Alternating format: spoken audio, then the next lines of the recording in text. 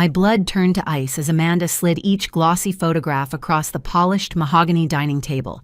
The snapshots showed me, head tilted, hand occasionally touching an arm, smiling and engaged with different men in restaurants and cafes around the city. The sharp intake of breath from my mother-in-law Eleanor filled the suddenly airless room. "Look at these," Amanda said, her voice dripping with performative concern as she turned to my husband. "While David has been working himself to exhaustion, she's been running around town with other men." She placed her hand on his shoulder, standing too close to him, while Jessica, the woman he'd been sleeping with for months, sat silently at his other side. Amanda's eyes gleamed with triumph as she delivered her final blow. "Now you don't have to feel guilty about Jessica, and you definitely don't have to give Sophie anything in the divorce." My name is Sophie Bennett. I'm 32, and this is the story of how I turned my husband's family's betrayal into the most important lesson they'd ever learn. The family I had devoted 8 years to gathered around those photos like vultures. Eleanor picked one up with trembling fingers, her voice breaking with practiced disappointment. "Sophie, how could you? We welcomed you into our family." Once, her words would have cut deep. Now I just observed her performance with clinical detachment. "What do you have to say for yourself?" Amanda demanded, one hand propped on her hip, the other dramatically pointing at the evidence spread before everyone. I took a deliberately slow sip of water, my eyes moving across the table. David still wouldn't meet my gaze. His parents looked appropriately devastated, though I noticed his father, George, seemed more uncomfortable than angry. Amanda stood tall, her posture radiating righteousness. "Nice pictures," I said calmly. "The lighting is excellent. You must have paid your private investigator quite a lot." Amanda's triumphant smile faltered. This wasn't the tearful denial she had scripted for this moment. "That's all you have to say?" she snapped. "You're not even going to deny it?" I reached into my purse, feeling everyone tense, waiting for tears, or perhaps a desperate confession.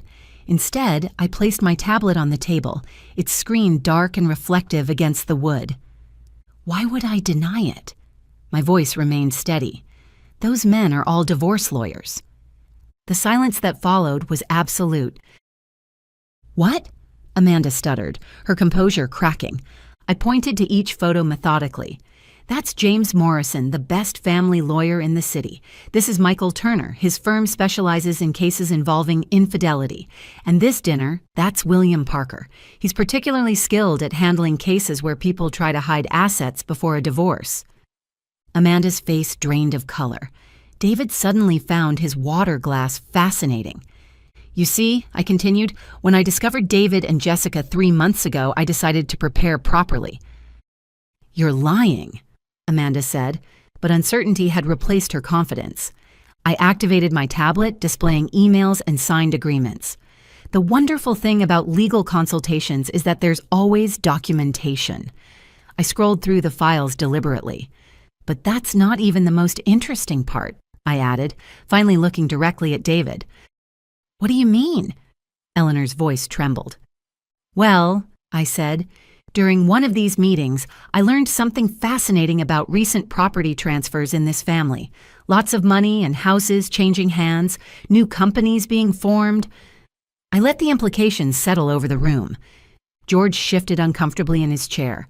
David frowned, turning to his father. "Dad, is that why you had me sign those papers last month? You said it was just routine family business." I watched realization dawn on his face. His family wasn't just helping him cheat. They were systematically hiding assets before the divorce.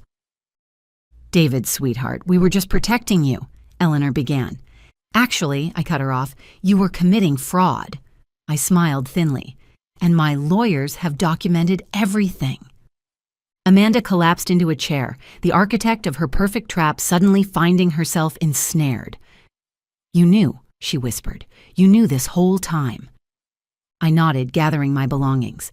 "Next time you hire a private investigator, make sure they're not working for both sides." I stood, smoothing my dress. "Oh, and David, your lawyer will receive the paperwork tomorrow. You might want to read it carefully, especially the part about fraud." At the door, I turned back to Amanda. "Thanks for the photos. They'll make excellent evidence." My heels struck the floor like a metronome as I walked out. Only when I reached my car did I finally allow myself a small, private smile. They thought they had trapped me, but they had no idea what was coming.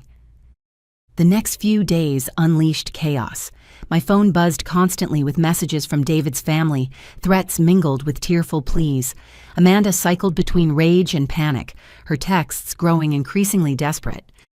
"You can't do this to us, we're family," her latest message read. That word, family, lingered in my mind. They hadn't treated me like family when they were planning to leave me with nothing. I archived her message without responding and focused on my preparations. James Morrison's law office projected exactly the power it intended: gleaming wood, supple leather chairs, and an atmosphere of quiet authority. I reviewed documents in the conference room while waiting for the others to arrive. Right on schedule, David entered with his lawyer, followed by Eleanor and George. Amanda trailed behind, attempting confidence, but failing visibly. "Mrs. Bennett," James greeted me with a professional nod. "Shall we begin?" I watched David's expression as James methodically presented our evidence. He paled noticeably when we displayed our timeline. Every suspicious property transfer, every hastily created company, every deliberate attempt to hide money. Eleanor clutched his arm when James mentioned potential criminal charges. "This is nonsense," David's lawyer protested. "These were normal family business decisions." "Were they?" I asked, sliding forward a stack of documents. "Because these records show my name was removed from family business assets exactly 3 months ago, precisely when David began his affair. Quite a coincidence, don't you think?" George shifted uncomfortably. He had always been the weakest link, too concerned about his social standing to risk public scandal. "Now," James continued, "we're prepared to be reasonable. Mrs. Bennett helped build this family's success. She simply wants her fair share." "Fair share?" Amanda snapped. "She's trying to ruin us." I turned to her, maintaining my composure. "No, Amanda, I'm protecting what I helped create." I paused. "Would you like me to play the recording of you and David discussing how to keep the gold digger from getting anything?" Her face went white. David's head snapped up. "You recorded us?" "No," I replied calmly. "Your mistress did.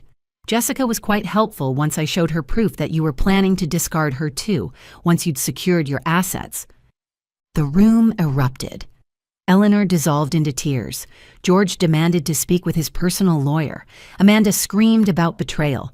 Through it all, I sat quietly, watching my husband realize how thoroughly he'd been outplayed.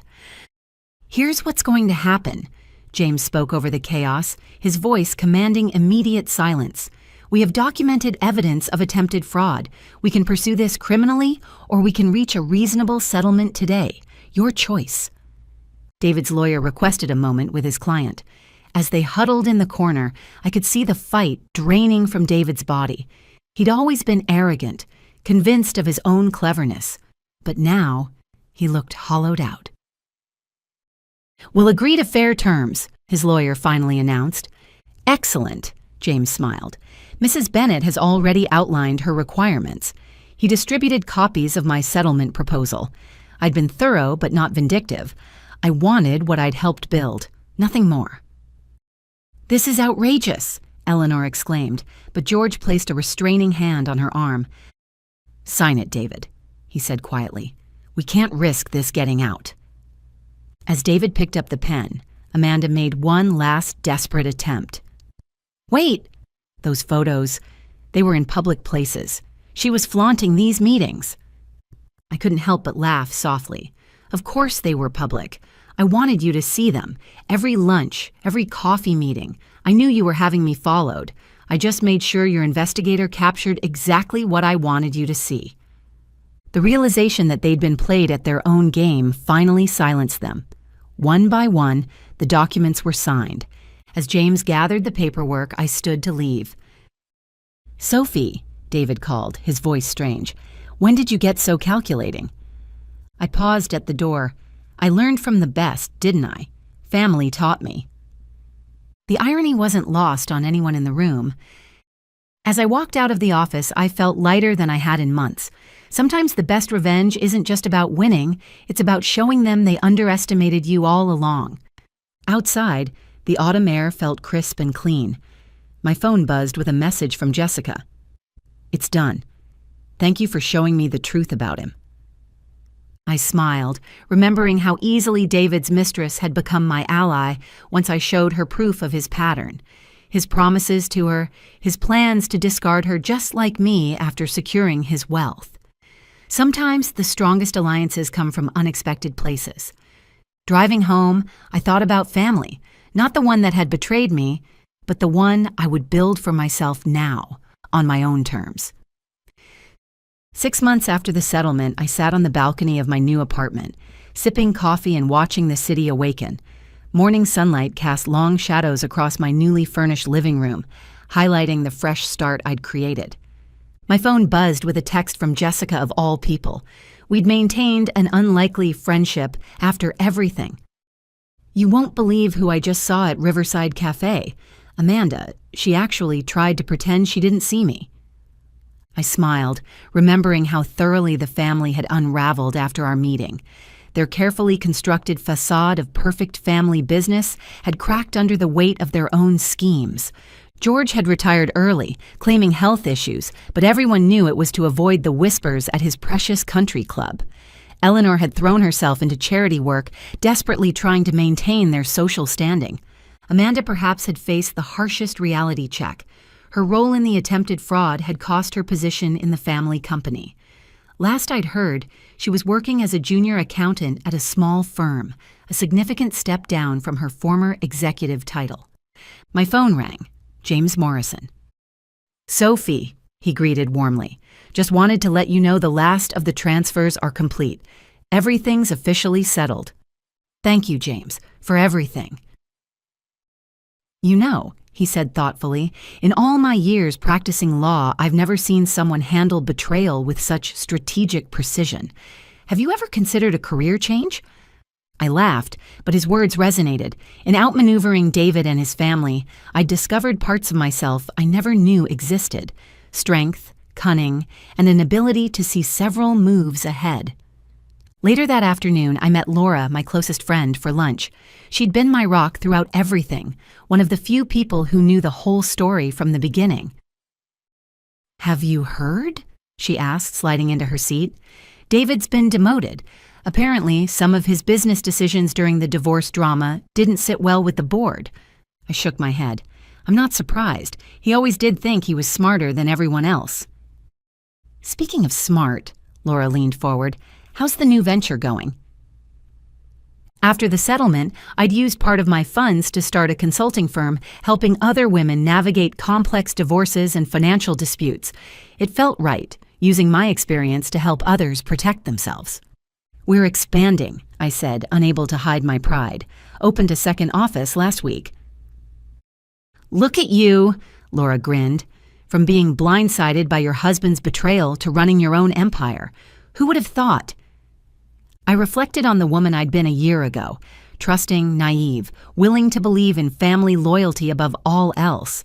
That woman was gone, replaced by someone stronger, wiser, but not bitter.